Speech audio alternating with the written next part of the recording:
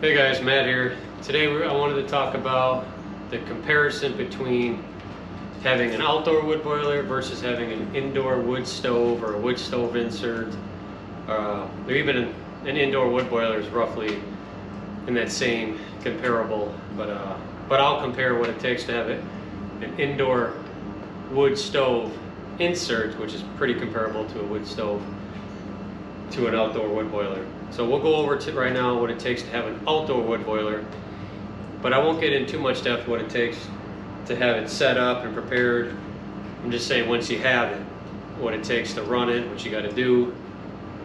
So, because we used to heat our home with our wood stove insert for 3 years, 4 years, 3 years, and this is our first winter season with our wood stove, outdoor wood boiler. So it takes, one, you still got to have wood split, you got to have it staged. Anyway, we'll just compare what it takes to have an outdoor wood boiler, whether it's a gasification unit or just a normal wood boiler. So you still got to have wood. So whether you split it or not, or big chunks, you still got to have wood. But I guess the biggest difference is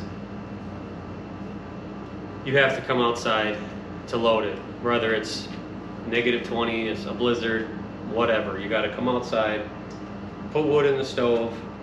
How far away is your wood shed? Is it close by, or is it out in the elements? Has it got snow on it? So those are all things to consider with having an outdoor wood boiler. If your house is already set up for it, whether it's in-floor heating or heat exchanger in the plenum on your furnace, the heat consumption or heat transfer, I guess, is a little bit different. Ours is set up in the plenum and it works great, so I can't complain. With this unit, it needs electricity. So if you guys lose power and you don't have a battery backup or a generator of some sort or solar to keep this running, all your pumps and the computer, it all shuts down. In an event of a power failure, if you lose power, it must have enough, I don't know, electricity built up where it shuts the dampeners real quick and the fire goes out. That way you don't have a raging inferno. So it does have safety features built into it, so that's good. But you're not circulating water to the house to keep the water from freezing unless you're running glycol, which that's very expensive. But my unit's just water, so if we lose power, I have a generator that turns on and keeps the pumps going, the fire going, so everything operates as it should, which is good because it would depend on how cold it is when the water wouldn't freeze right away, but at least everything is running regardless. We don't have power to the house. We will be doing solar for the whole facility here eventually, so that'll be like our safe haven, I suppose. So getting back to what I was saying, you have to come outside, feed the wood boiler to keep the heat going to your house. There are some pros to that. The fire's outside, it's not in the house. So that's good. So you don't have to really be concerned about a chimney fire, or depending on how your setup is, you know, burning down your house from inside. Here, if this catches on fire, which would be very rare, it's outside. So that's kind of your biggest difference. Obviously, there is a good cost here if you're going to considering, you know, to have a wood stove inside or outside. And you got to come out here twice a day to fill it, so it's not terrible. If you're like me, you're usually outside. If you're home, if you're not working or whatever you're doing, if you work from home, it's not bad. You come out here for 5 minutes, stir it up, fill the wood, shut it, walk away. You know, so it's twice a day for maybe 10-15 minutes. No big deal. Yes, there's weekly cleaning. On this unit here, you would clean the bottom of the fly ash, but that'd be no difference in cleaning your wood stove. So that's once a week. That's pretty much really it. You know, scrape the sides inside, stir it up. Yeah, I mean, so everything is outside. I guess that'd be the biggest difference, is that your wood, if you can get the wood close enough to the wood boiler, that is huge. That way you're not walking, or you have a cart like I have here, where I fill up the cart, bring it over here, which is 20 feet away, and I have an enclosure, so I'm not getting rain or snow.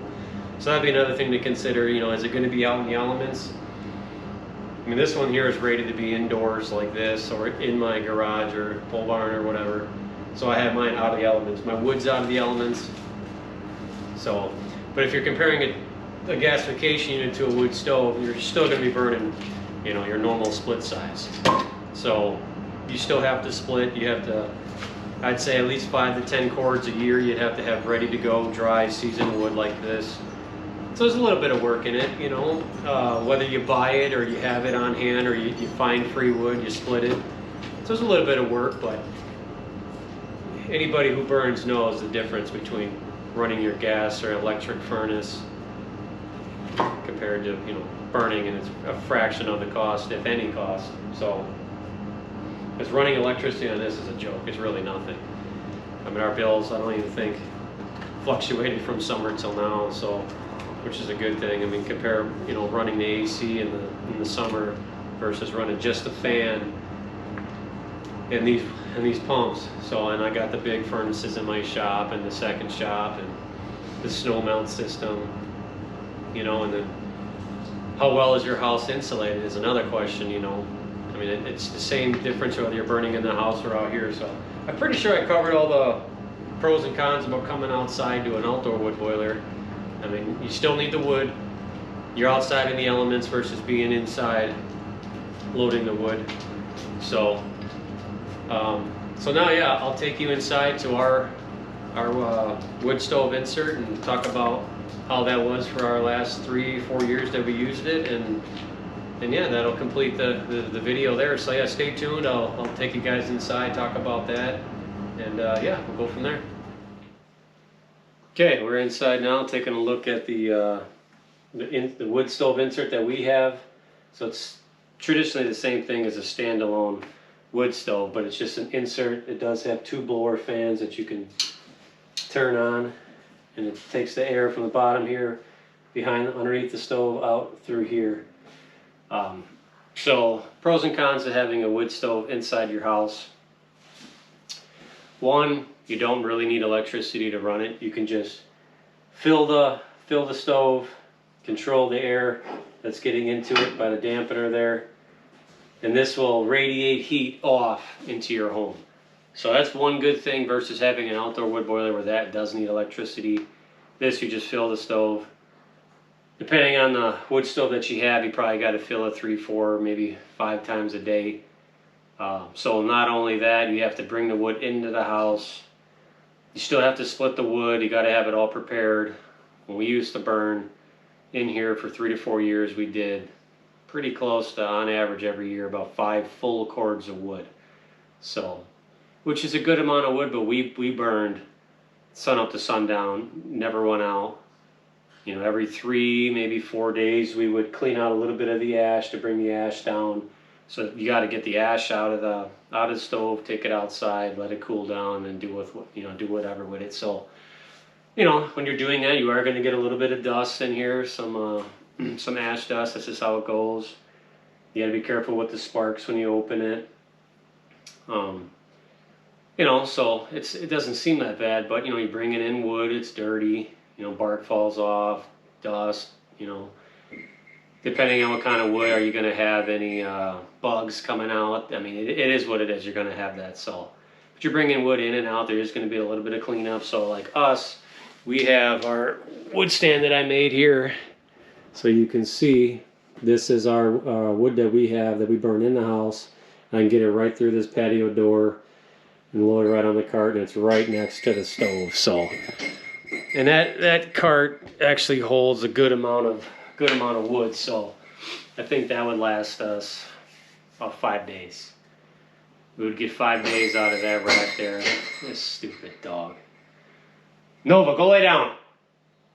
So, yeah, I mean, the pros and cons, I guess. If we did lose power, we can burn in here no matter what and still heat the home. It's not heating anything else, but it's heating the home. Is it an equal heat throughout the house? No. Obviously, wherever the fireplace is, you're going to get more heat, and then it'll eventually radiate out. So, unless you run your furnace fan to circulate the air, if you have central air or heat in your home, that'll, you know, equal out the air in the house. But if not, you know, it's better than nothing. So, but we did it, like I said, for 4 years, and we enjoyed it. We still burn occasionally, like Christmas, you know, for aesthetics with the glass here. But other than that, the boiler does all of our work. So, so instead of feeding or keep an eye on this fire, like I said, 3 to 5 times a day, it's twice outside and that's it. Don't got to touch it. Don't got to play with the dampener depending on how warm or cold it is outside to get more heat in here. I'm not saying that boiler is better than this. It's just, I'd say this takes a little bit more playing around with throughout the day depending on the temp. Or that, I just fill it up. It does it all by itself. We have a thermostat in the house that regulates the temp that we set it at, and so on. So I know my wife likes it. You know, you know, unless I'm gone, she'll fill it up, leave it alone, and don't have to do anything else. So it's pros and cons, but that's kind of the way we feel about it. You're not bringing wood in and out of the house. You have to have the door open for so long, bringing the wood in and out and the ash and dealing with that. Not that that's a big deal, but to me, the wood boiler just seems a little bit less messing around with, I suppose you can say. The wood's right next to it, you know, versus bringing it in here, which is fine. Like I said, we did that for a long time and we enjoyed it. You know, if the boiler went down for a couple weeks for whatever reason, we'd be burning in here. It's no big deal. So, and it's pretty safe to run this. I mean, it's a chimney within the chimney that goes up to the roof there, and that requires maintenance just like anything else. We would clean that flue depends on the wood that was burning, but I'd say every 3-4 weeks I clean it. Like I said, it's non-stop, which is probably overkill, but I'd rather be safe than sorry and keep it clean. So a little bit more maintenance involved, I'd say, with this versus the stove, but real easy to use. So, I mean, you can get this one. This is a Yodel 550, I believe. I think we paid around like $5 or $6 grand for it, and it still looks the way it looked when we bought it brand new. So we like that. But you can get those standalone ones from as cheap as can be up to sky's the limit. I'm not even sure what they go up to. I'm sure it's expensive, 10 grand maybe more. I'm not sure. They grow. So yeah, I mean, it's like I said, we've ran them both, so kind of have an idea what is what. And I used to have a wood stove furnace in my shop too that I would feed throughout the day, and that garage never got as warm. It stayed as warm as it does now with the boilers. I mean, that heats so many things, and I'm only filling one thing. Yeah, I mean, even our house, our attached garage has a gas furnace in it, just like the gas furnace downstairs for the whole house. But I'm not, like I said, we're not sending the gas bill out every month or whatever, and so that money, I don't know how much. Well, not like it was a lot, but I'd rather be burning. Take a little time. I mean, this is what they used to do for thousands of years. So, kind of get back to the roots, I suppose. I mean, yeah, I do trees and stuff like that. I love wood though, so I like the way it looks when it's split. I like to look at it. It smells good. I mean, there's people out there that don't want to do any of that. I get it, whatever, But if you take pride in your home, your family, and what you do, it's enjoyable. So nothing's better than sitting down, watching the fire that you processed the wood, you made it, you're heating your home. I mean, that's a good feeling. So same thing goes for the boiler outside, but to each their own, I suppose. And I'm curious to see what your guys' thoughts are, whether burning in the house to burning in the wood, the outdoor wood boiler. So we'll see what you guys prefer, if you do both or you've done one or the other, or if you're even considering this route or standalone wood stove versus an outdoor wood boiler. I'd be happy to answer any questions you have, and because we've had this installed. I installed the outdoor wood boiler all by myself. I mean, I picked it up at the dealer, I brought it here, I put it down, we did the cement, trenching of the lines, and running the PEX lines in the house, the garages, setting up the heaters. I mean, I did it all. So, and I'm not in that field at all. I do trees for a living and sell firewood. So, but I'm pretty smart when it comes to some stuff. I mean, you can kind of figure it out, and as long as you have a little bit of a brain, I suppose. If you watch YouTube like you are right now, there's a lot of good stuff out there. But I'm not saying I know it all, but everyone has their own opinions. So, but what I did works, and we're happy with it. So, but yeah, like I said, if you have any comments or questions, let me know. And if you like what you see, subscribe, because I'll be continuing to make videos regardless, whether it's trees, splitting wood, boiler, and what's the problem? And so on. So yeah, like always, keep burning.